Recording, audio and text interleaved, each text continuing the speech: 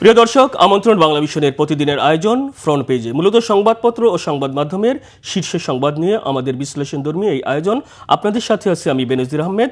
স্টুডিওতে আজকে অতিথি হিসেবে আমাদের সাথে আছেন doctor Sajjad Siddiqui, chairman piece and conflict, Dhaka বিশ্ববিদ্যালয়। সাজ্জাদ ভাই, আপনাকে স্বাগতম।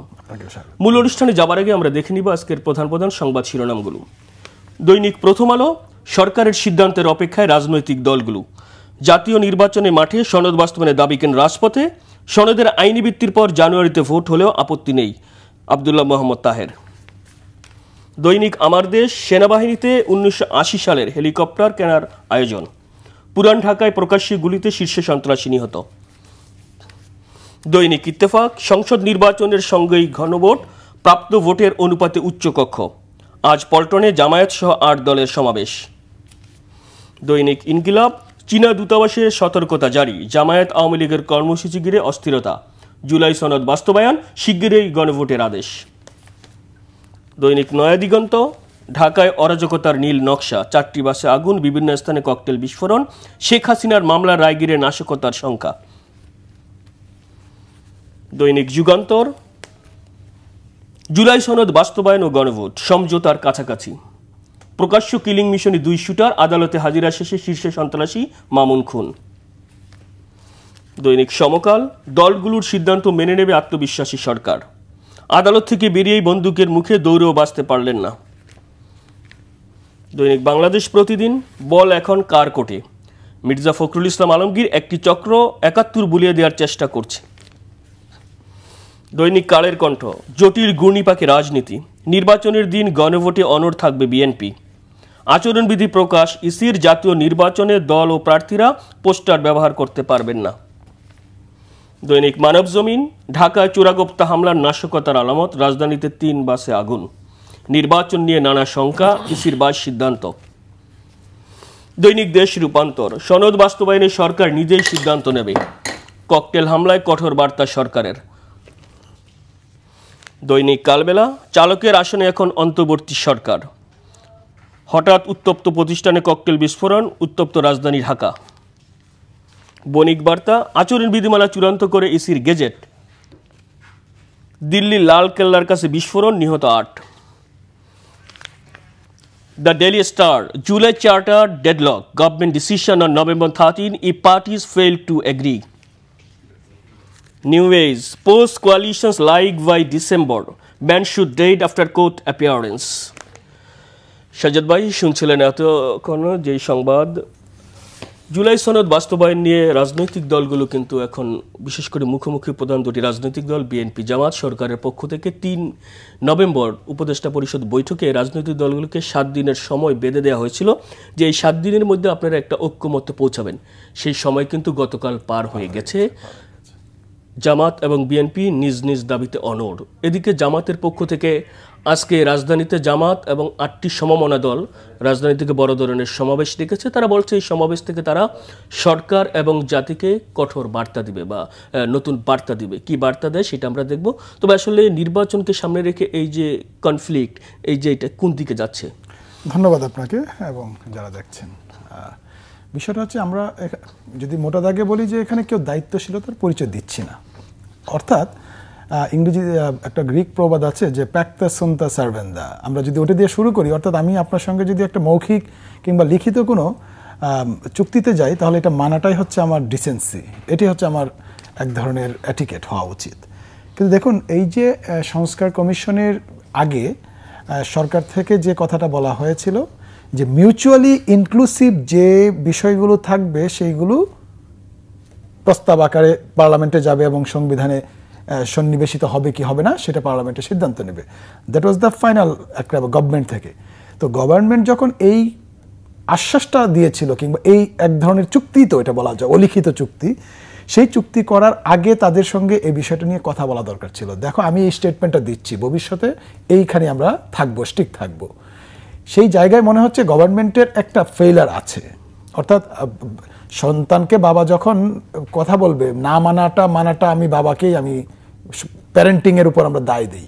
তো এই সরকারের আসলে রেফারি বলেন আর প্যারেন্টিং বলেন, এই জায়গা থেকে যদি তাদের রোল প্লেটা আমরা মূল্যায়ন করি তাহলে এই জায়গায় তাদের এই কমিশন হওয়ার আগের যে স্টেটমেন্ট কিংবা তাদের সঙ্গে যে চুক্তি রাজনৈতিক দলগুলোর সঙ্গে লিখিত বলেন যে চুক্তি, সেই চুক্তির জায়গায় এখন এসে বলা হচ্ছে যে সার্টেন এজেন্ডা যেগুলো হচ্ছে কোনো দল নোট অফ ডিসেন্ট দিয়েছে, কোনো দল ডিসএগ্রি করেছে, তো ডিসএগ্রি করলেও সেগুলো সাইন করতে হবে। এই যে একটা বৈপরীত্য সরকারের আগের অবস্থানের সাথে বর্তমান অবস্থান, এখানে জামাত ইসলামও কিছু জায়গায় নোট অফ ডিসেন্ট দিয়েছে এবং ডিসএগ্রি করেছে, এবং এনসিপিও দিয়েছে, বিএনপিও দিয়েছে, হয়তো কোনো দল বেশি দিয়েছে, কম দিয়েছে, সেটা সেই রাজনৈতিক দলের অবস্থানও হয়তো কম বেশি মাঠ লেভেলে আছে, সেটা আমরা ওই বিতর্কে যাব না। কিন্তু এখানে যখন আলোচনা হচ্ছে রাজনৈতিক দলগুলোকে সমান মূল্য দিয়ে সরকার যখন কথা বলছে, তখন আগের কথার সঙ্গে পরের যে বাস্তবতা মিল না থাকাটায় ফলশ্রুতিতে এখন বিয়ন্ড কন্ট্রোল চলে গেছে এখন রাজনৈতিক দলগুলো। তো এই যে এখন বিয়ন্ড কন্ট্রোল চলে যাওয়ার জন্য এখানে প্রত্যেকটা রাজনৈতিক দলের নিজস্ব দায় আছে এবং সরকারও দায় এড়াতে পারে না।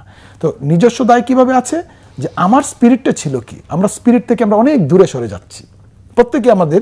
আমি বলি যে কনভার্জেন্ট ইফেক্টের ফলে এই মুভমেন্টটা হয়েছিল। কনভার্জেন্ট ইফেক্টটা কীরকম ছিল, যে পেশাজীবী বলেন, রাজনৈতিক দল বলেন, ধর্মীয় জনগোষ্ঠী বলেন, প্রত্যেকেই কোনো না কোনোভাবে নিপীড়িত ছিল, নিগৃহীত ছিল স্থানীয় লেজুর বৃত্তির ফলে।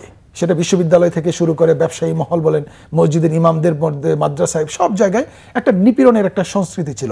তো এই যে যারা নিপীড়িত ছিল 5 আগস্টের আগে সবাই রাস্তায় নেমেছিল যে আমরা একটা ট্রান্সপারেন্ট ইলেক্টেড গভর্নমেন্টের দিকে আমরা হাঁটবো, গণতন্ত্রায়নের দিকে হাঁটবো। সেই গণতন্ত্রের জায়গাটা আমরা ভুলে যাচ্ছি। আমার কাছে মনে হচ্ছে যেন আমি কিভাবে ক্ষমতায় যেতে পারি, কিংবা আমার ক্ষমতায় না যাওয়ার জন্য যে বাধাগুলো আছে সেইগুলো দূর না হওয়া পর্যন্ত আমি নির্বাচনে যাব না।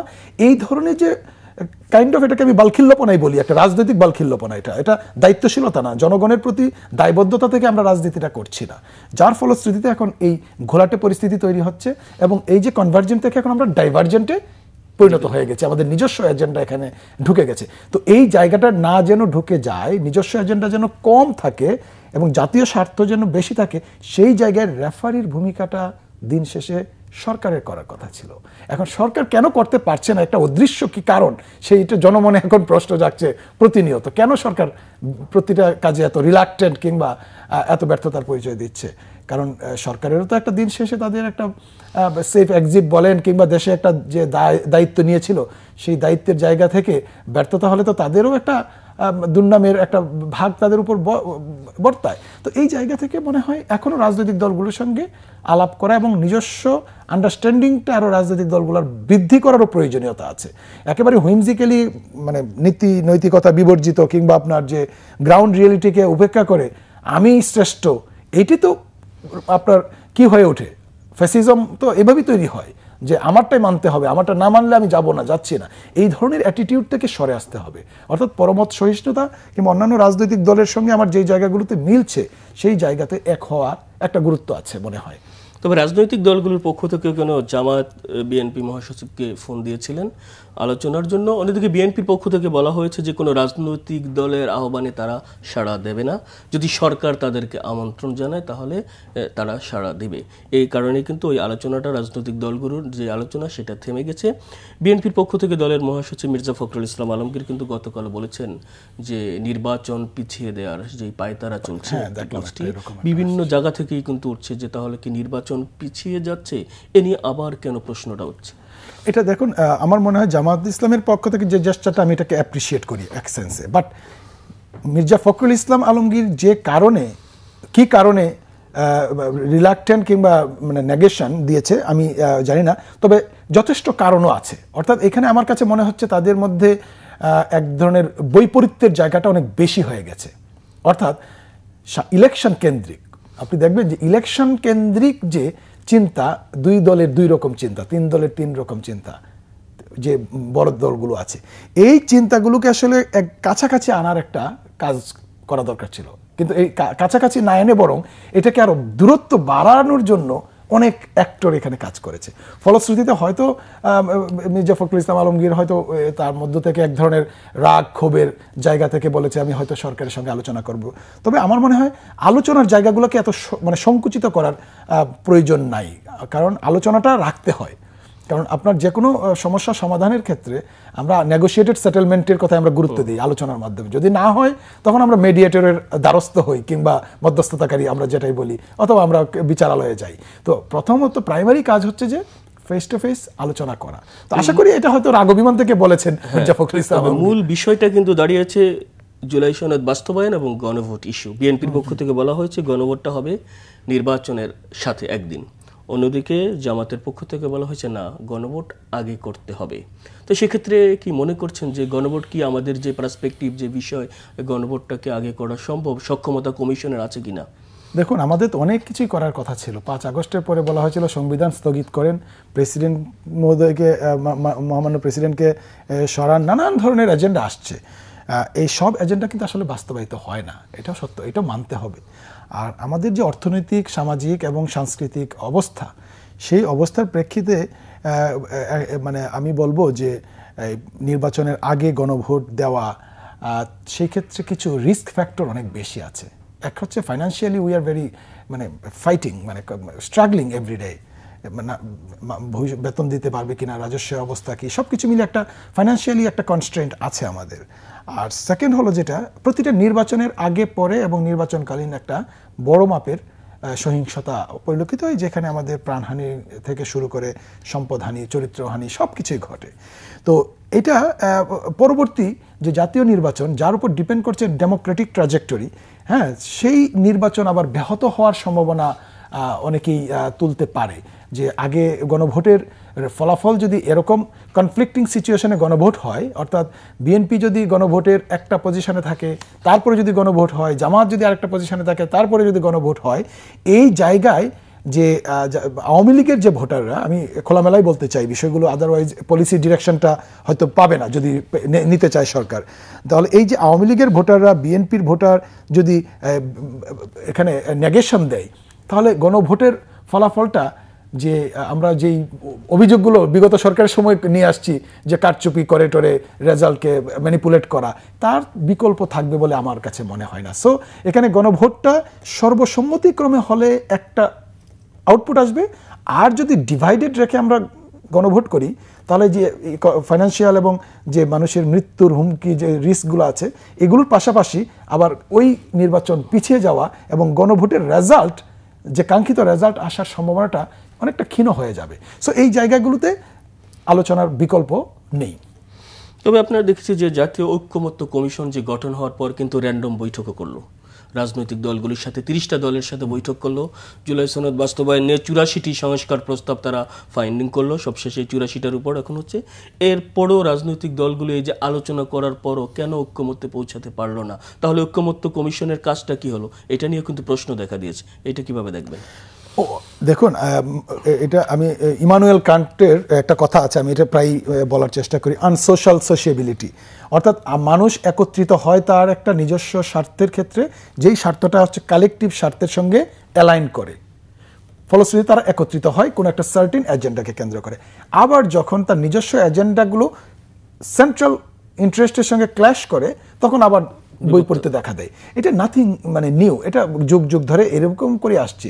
এই জন্য আমরা যে বলি সামাজিক জীব, আমরা বলি না, তো ওই সামাজিক জীবের কিন্তু একটা আবার কাউন্টার ন্যারেটিভও আছে। আমরা আসলে মানে কতটা সামাজিক, আমরা আসলে কি সামাজিক হয়ে থাকতে পারছি কিনা, ঐক্যবদ্ধ হতে থাকতে পারছি কিনা, পরিবারের মধ্যেই কি সেই ঐক্যটা আছে কিনা। তাহলে রাজনৈতিক দলগুলো তো এক এক ধরনের ম্যানিফেস্টো নিয়ে রাজনীতি করে, এক এক ধরনের, একজন শরিয়া আইন বাস্তবায়নের জন্য রাজনীতি করছে, আরেকজন সেকুলারিজমের রাজনীতি করছে, একজন মুক্তিযুদ্ধকে বেশি গুরুত্ব দিচ্ছে, আরেকজন জুলাইকে বেশি গুরুত্ব দিচ্ছে।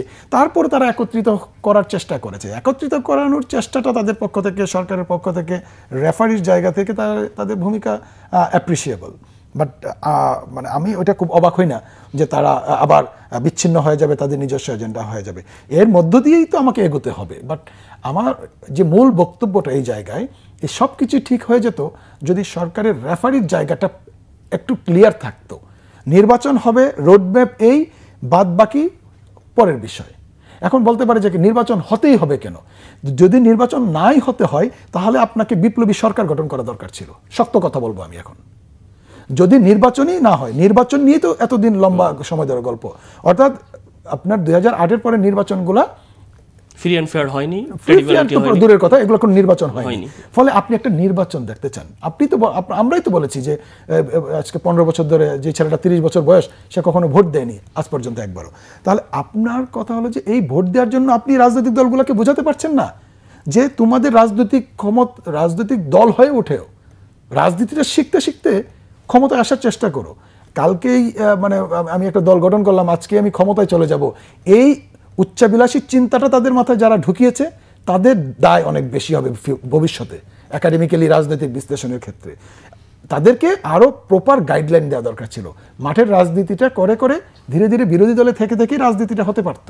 আর গণতান্ত্রিক ব্যবস্থাপনায় আপনি দেখবেন যে দুটো প্রধান রাজনৈতিক দল থাকে, সেটা আমেরিকায় বলেন, ইউকে বলেন, ভারত বলেন, বাংলাদেশ বলেন, পাকিস্তান বলেন, জার্মানি বলেন, সব জায়গায় দেখবেন টু পার্টি মেজরিটারিয়ানিজম। তো এই দুটো রাজনৈতিক দলের মধ্যে একটা রাজনৈতিক দল অ্যাবসেন্ট, বৃহৎ একটা রাজনৈতিক দল অ্যাবসেন্ট। তাহলে আরেকটা রাজনৈতিক দলকে স্টিগমাটাইজ করে কিংবা ওই দলটাকে নিষ্পেষিত করে, মানে আপনি যদি এখানে কি হবে, তাহলে একটা ভ্যাকিউম তৈরি হবে। এটা পলিটিক্যাল সায়েন্সের লিটারেচার বলেন, পিস অ্যান্ড কনফ্লিক্ট স্টাডিজের লিটারেচার বলেন, এগুলোকে সাপোর্ট করে না। তার চেয়ে বরং যে কাজটা করার কথা, প্রত্যেকের শক্তি, রাজনৈতিক শক্তি কিছু ভালো এজেন্ডা দিয়ে রাজনীতির মাঠে রাজনীতি করার জন্য তাদেরকে বলা দরকার ছিল।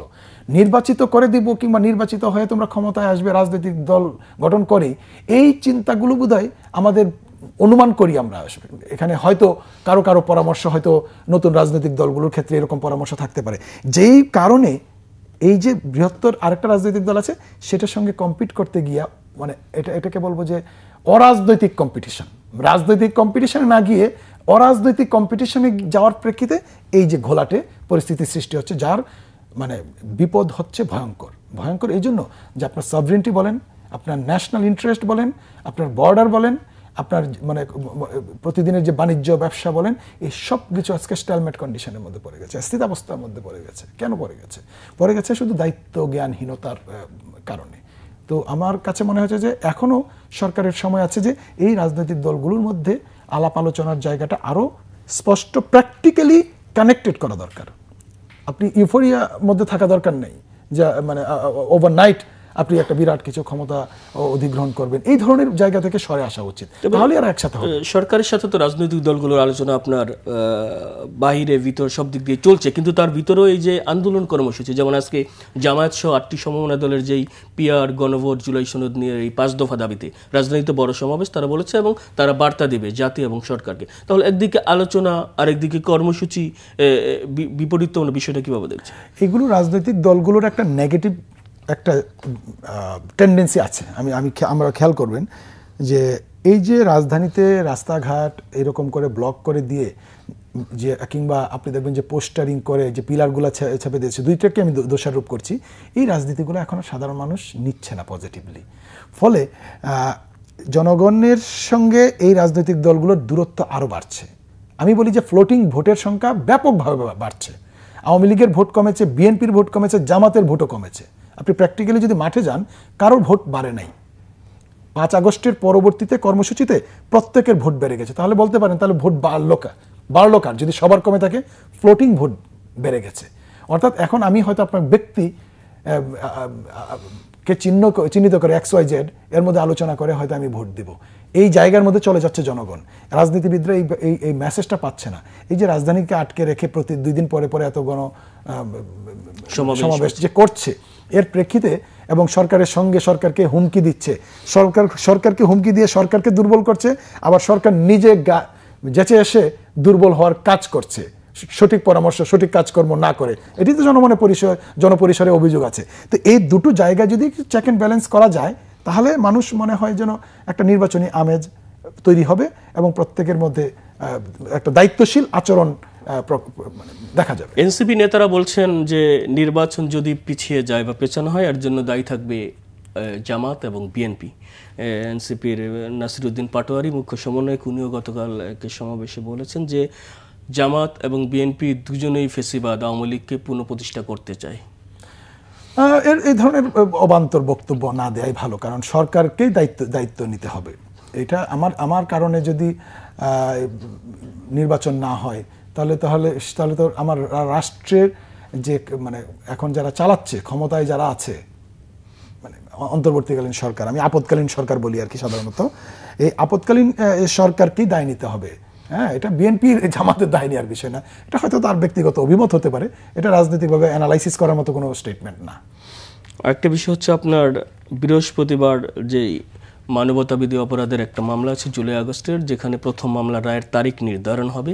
এ নিয়ে আপনার ওই সামাজিক যোগাযোগ মাধ্যমে কার্যক্রম নিষিদ্ধ আওয়ামী লীগ যে লকডাউন কর্মসূচি দিয়েছে, এ নিয়ে জনমনে আতঙ্ক দেখা দিয়েছে। সরকারের পক্ষ থেকে বলা হয়েছে যে কঠোরভাবে তাদেরকে মোকাবেলা করা হবে। প্রেস সেক্রেটারি গতকাল বলেছেন, ডিএমপি কমিশনারও বলেছেন। তার আগে আমরা দেখেছি সোমবার রাজধানীর বিভিন্ন জায়গায় অর্থাৎ 7টি স্থানে ককটেল বিস্ফোরণ হয়েছে, 7টি জায়গায়।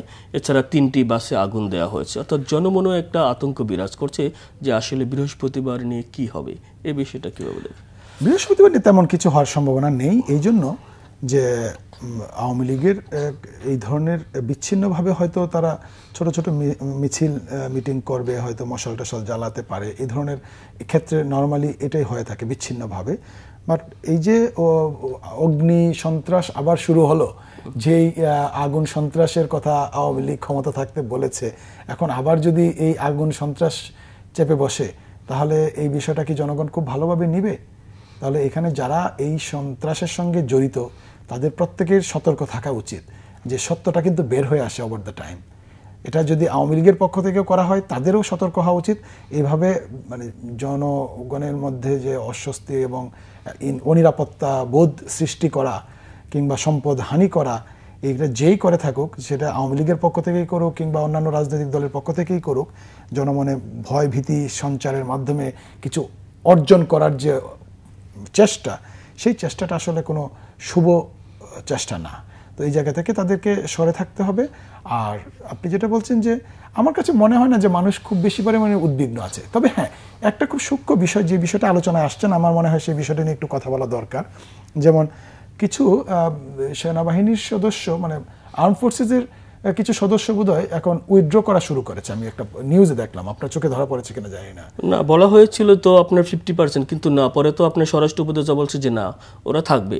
আচ্ছা, যদি এই সিদ্ধান্তটা যদি আবার পরিবর্তিত হয়ে থাকে, তাহলে মনে হয় আইন শৃঙ্খলা ব্যাপারটা একটু পজিটিভ থাকবে। আপনার এরই মধ্যে কিন্তু আন্তর্জাতিক অপরাধ tribunal, supreme court, high court, sensitive জায়গাগুলিতে নিরাপত্তা জোরদার করা হয়েছে এবং আপনার যেই 17,000 পুলিশ সদস্য মোতায়েন থাকবে আপনার বৃহস্পতিবার সহ রাজধানী সহ পুরা আইন শৃঙ্খলা পরিস্থিতি এই সব যেই আওয়ামীর যেই কর্মসূচি এটাকে নিয়ে যে এটা তো। তবে ডিএমপির পক্ষ থেকে বলা হয়েছে আতঙ্কিত হওয়ার কিছু নেই, তারা প্রস্তুত আছে এবং এইগুলো জাস্ট ফেসবুকের মাধ্যমে কার্যক্রম নিষিদ্ধ আওয়ামী লীগ একটা গুজব ছড়াচ্ছে। এর আগেও তারা এই ধরনের আপনার বিভিন্ন সময় তারা এইসব গুজব দিয়েছে, কিন্তু দিন শেষে আমরা দেখেছি জিরো, অর্থাৎ কোনো সফলতা লাভ করেনি, একটা আতঙ্ক সৃষ্টি করা হচ্ছে। তবে এই আতঙ্ক সৃষ্টি করা হলো, কিন্তু আপনি কি মনে করছেন যে এইগুলোর জন্য নির্বাচনটা যত দ্রুত হবে ততই এগুলো কেটে যাবে? এটা খুবই স্বাভাবিক এই জন্য যে এই প্রশ্নটা উঠতো না যদি এই বর্তমান সরকার আইন শৃঙ্খলা রক্ষাকারী বাহিনীদেরকে বুস্ট আপ করে তাদের প্রফেশনালিজমটা একটু যেন বৃদ্ধি পায়। সেই কাজটা না করার প্রেক্ষিতে এখন সবারই এখন একটা ধারণা যে মানে ওই নির্বাচন ছাড়া, নতুন নির্বাচিত সরকার ছাড়া বোধহয় কোনো কিছুই ঠিক হবে না। যেমনটা আইএমএফ থেকে শুরু করে ইন্টারন্যাশনাল অর্গানাইজেশনগুলো, দ্যাট মিনস যে আপনার দেশীয় এবং আন্তর্জাতিক এবং আঞ্চলিক যে সমস্ত স্টেক হোল্ডারগুলো আছে, যেটা হচ্ছে একটা জাতিরাষ্ট্রের সঙ্গে খুবই সম্পৃক্ত, সেটা অর্থনৈতিক, রাজনৈতিক এবং সিভিল প্রশাসনের ডেভেলপমেন্টের জন্য, সেই জায়গায় মনে হয়েছে যে নির্বাচনটা হলে তাও মন্দের একটা ভালো। আইএমএফ কিন্তু বলেই দিয়েছে যে নির্বাচিত সরকার আসা তারা পরবর্তী দ্বিতীয় কিস্তি বা দিবে না। হ্যাঁ, এটা একটা বিরাট প্রেশার, এটা একটা বিরাট প্রেশার। আমাদের যে ডিপেন্ডেন্সির যে ইকোনমি, এই যে ডিপেন্ডেন্সির ইকোনমিতে এটা কিন্তু সবচেয়ে বড় একটা গুরুত্বপূর্ণ আইএমএফ এর অবস্থান। সেই অবস্থানের প্রেক্ষিতে নির্বাচনকে নিয়ে টাল বাহানা করা যেটা বলে, সেটা না করাটাই বোধহয় ভালো। যতটা দ্রুত সম্ভব, মানে যেই তারিখ ঘোষণা করেছে অন্ততপক্ষে সেই তারিখ তো ঘোষণা করে নাই, ফেব্রুয়ারি প্রথমার্ধেই যদি নির্বাচনটা দিতে পারে এবং একটু যেন ফ্রি অ্যান্ড ফেয়ার হয়, যেই ক্ষমতায় আসুক, সেটা কোনো বিষয় না। দেখেন ধীরে ধীরে একটা স্ট্যাবিলিটি নর্মালি চলে আসে। নির্বাচন কেন্দ্রিক সহিংসতাই তো বাংলাদেশে সবচেয়ে বেশি। হ্যাঁ, বিগত দিনগুলোতে নির্বাচন না হওয়ার প্রেক্ষিতে তো বেশি বেশি মানুষ মারা গেছে, ইনভেস্টমেন্ট কমেছে, আর এতে মেগা প্রজেক্ট এনে আমার দারিদ্র বৃদ্ধি পেয়েছে, গরিব মানুষ আরও গরিব হয়েছে। তো এই সমস্ত মেগা প্রজেক্টে যেন আগামী সরকার না যায়, আমি একটু পাদটিকা দিয়ে দিই। মেগা প্রজেক্ট, ওই যে পপুলিস্ট এত মেগা প্রজেক্টে যাওয়া দরকার নেই। কর্মসংস্থান বৃদ্ধির মাধ্যমে এই সরকার তো উদ্যোগ নেয়নি আপনার কর্মসংস্থান বৃদ্ধির জন্য, যে এটা মূল ইস্যু ছিল বিগত সরকার পতনের কারণে, হ্যাঁ, পতনের জন্য। তো আগামী সরকার এসে মেগা প্রজেক্টের বদলে, মেগা দুর্নীতির বদলে তাদের উচিত হবে আসলে এখানে এডুকেশন এবং এমপ্লয়াবিলিটি, এই দুটো জায়গায় গুরুত্ব দেওয়া। এটা আমি ইন এডিশন আপনার ডিসকাশনের বাইরে। নির্বাচন কমিশন বলছে নির্বাচনের জন্য তারা প্রস্তুতি, শতভাগ প্রস্তুতি নিয়েছে এর মধ্যেই। তবে আমরা দেখেছি যে নির্বাচনের যে ডিপ্লয়েড, বিশেষ করে আইন শৃঙ্খলা, ল অ্যান্ড অর্ডার প্রস্তুতি, যেটা আপনি আগেও বলেছিলাম যে পুলিশকে এখনও সক্ষমতা অর্জন করেছে। বিভিন্ন জায়গায় যে আমরা দেখতে পাচ্ছি পুলিশের ভূমিকা নিয়ে এখনও কি সে আগের শক্তি ফিরে পেয়েছে? পুলিশের নিষ্ক্রিয়তাও দেখা যাচ্ছে। সরকারের পক্ষ থেকে বলা হচ্ছে যে না, পুলিশের মধ্যে আগের শক্তিও ফিরে এসেছে এবং নির্বাচনের জন্য তারা ক্যাপাবেল। স্বরাষ্ট্র উপদেষ্টা বারবারই বলছে। এটা কিভাবে দেখবেন? এটা আপনাদের চ্যানেলে বোধহয় একটা ইন্টারভিউ দিয়েছিলাম আমি এই একই প্রশ্নের, আবারও দিচ্ছি একই কথা, যে ইউনিফর্ম জবের একটা আলাদা ক্রেডেনশিয়ালস বলেন কিংবা আপনার একটা ক্যারিশমা বলেন, এটা আছে। অর্থাৎ আপনি মিলিটারি বলেন, নেভাল বলেন, এয়ারফোর্স বলেন, পুলিশ বলেন, আনসার বলেন, ওগুলোকে আমরা ইউনিফর্ম জব বলি। তো ইউনিফর্মের আলাদা যে স্পিরিটটা, সেটা শুধু ডিপেন্ড করে একটা ডিকটেশনের উপর, ডিরেকশনের উপর। অর্থাৎ তার ট্রেনিং তো সে জমা দেয়নি, সে তার মনোবলটা একটু ডাউন আছে, তাই তো? সেই মনোবলটাকে যদি চাঙ্গা করে গভর্নমেন্ট, তার রোল প্লে করাটা খুব কঠিন কাজ হবে না। আর বিশেষত আমার কাছে মনে হয়েছে পুলিশ এবং এর পাশাপাশি যারা আছে সাহায্যকারী যে সমস্ত এইডি ফোর্সগুলো আছে, সেনাবাহিনীর সদস্য থেকে শুরু করে আপনার বিজিবি তারা আছে, আমার কাছে মনে হয়েছে এটা খুব বেশি কঠিন কাজ। এটা আসলে আলোচনার বিষয় না, কারণ এটা পুলিশের সংখ্যা এখনো কমে নাই, প্রতিদিনই নিয়োগ বাড়ছে, সদস্য সংখ্যা বাড়ছে এবং তারা যথেষ্ট ট্রেন্ড, এবং তাদের শুধু একটা ডিরেকশন দরকার, দায়িত্ব পালন, এবং তারা দায়িত্ব পালন করতে পারবে বলে আমি মনে করি। নির্বাচনকে সামনে রেখে নির্বাচন কমিশন প্রার্থীদের এবং রাজনৈতিক দলগুলোর যে কোড অফ কন্ডাক্ট বা আচরণ বিধিমালা কিন্তু প্রকাশ করেছে সোমবার রাতে, যেখানে বলা হয়েছে প্রথমবারের মতো পোস্টার ব্যবহার করা যাবে না, ড্রোন এবং এআই এর ব্যবহার করা যাবে না। যদি করে তাহলে আপনার 1.5 লাখ টাকা জরিমানা, 6 মাসের কারাদণ্ড। প্রথমবারের মতো পোস্টার ব্যবহার করা যাবে না। কিভাবে দেখছেন? পোস্টার ব্যবহার করা যাবে না? হ্যাঁ, কোনো পোস্টার দেওয়া যাবে না, পোস্টার ব্যবহার করা যাবে না, আচরণবিধিতে বলা আছে। পোস্টার ব্যবহার করা যাবে না, এটা যদি একেবারেই অল আউট একটা ডিরেকশন দেয়, তাহলে মনে করবো যে এটা অবিবেচনা প্রসূত। পোস্টার থাকবে, কিন্তু পোস্টার কোথায় থাকবে, কোথায় ব্যবহার করবে, কোন সাইজের থাকবে, কোন কালারের থাকবে, এইগুলো হচ্ছে একটা গুরুত্বপূর্ণ বিষয়। আমি ব্যানার, ফেস্টুন, তারপরে পোস্টার, এই জিনিসগুলো নির্বাচনের, এবং আরো বলা হয়েছে 20টির বেশি বিলবোর্ড ব্যবহার করতে পারবে না। 20টির বেশি বিলবোর্ড, ঠিক আছে, এটাও মানা যায়, কিন্তু পোস্টার ব্যবহার করা যাবে না। যেমন আপনার দেখবেন যে মেট্রো রেলের পিলারে পোস্টার ব্যবহার করছে, বলতে পারতো যে সরকারি কোনো স্থাপনায় এবং প্রাইভেট কোনো প্রপার্টিতে যেখানে লেখা আছে যে পোস্টার নিষিদ্ধ, এই ধরনের জায়গা ব্যতীত আপনার পোস্টার ব্যবহার করতে পারবে। সেটা বলতে পারে যে এত ইঞ্চি, তারপর ব্ল্যাক অ্যান্ড হোয়াইট কিংবা কালার। কিন্তু একেবারে যদি পোস্টার ব্যবহার করা যাবে না বলে থাকে, তাহলে আমার কাছে মনে হচ্ছে এটা একটু হয়তো অবিবেচনা প্রসূত।